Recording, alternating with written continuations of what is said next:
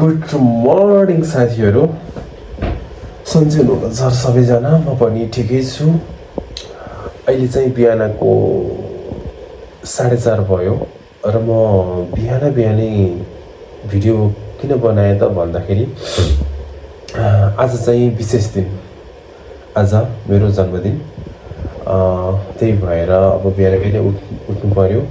अब चाहिँ उठेर नुहाइधुवाइ गरेर बागलुङ कालिका मन्दिर दर्शन गर्न जान्छु।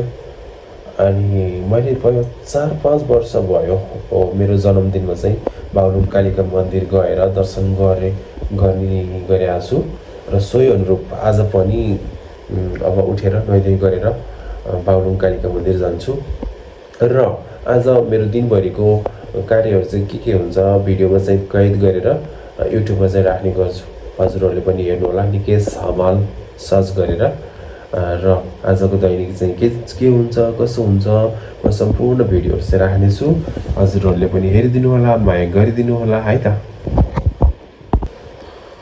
अनि के साथीहरू, मलाई विगत 3-4 दिन भइसक्यो है, मलाई एउटा यहाँ सानो घाउ आएको छ के, सानो घाउ आएको छ, तर यति धेरै पीडा दिइरहेछ यो घाउले।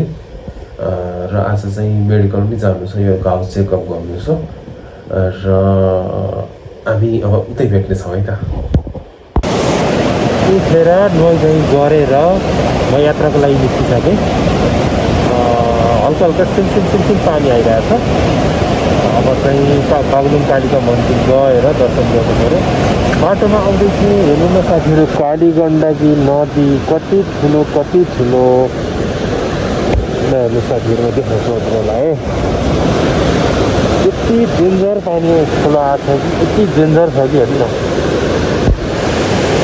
कति ठुलो आएको छ। रातभरि पानी आयो नि त, त्यसले गर्दाखेरि कालीगण्डकीको सतह चाहिँ निकै बढ्दो क्रममा छ। त्यसै कालीगण्डकी मात्र उतापट्टि त म्याग्दी खोला त छुट्टै छ, यता पनि म देखाउँछु। यात्रामै छु म अहिले चाहिँ, मेरो बाइक T20 बाइकमा यात्रा गरिरहेको छु। यता चाहिँ यही बाटो आएको, पानी परेर चिल्लो छ बाटो पनि। र यो चाहिँ कालीगण्डकी उता मोस्ताङतिरबाट आएको, र यताबाट आएको चाहिँ म्याग्दी खोला। यो दुईवटा खोलाको सङ्गम स्थल चाहिँ यो हो। ल हेर्नुहोस् न, दुईवटा मिलेर जाँदा चाहिँ कत्रो भएको छ।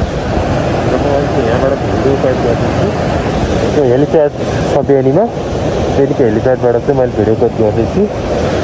म्याग्दी खोला नि निकै डेन्जर आएर चाहिँ साथीहरू, हेर्नु त मुढाहरूमा गएर आएको, मुढाहरू हेर्छ कत्रो ल्याएको छ मुढाहरू।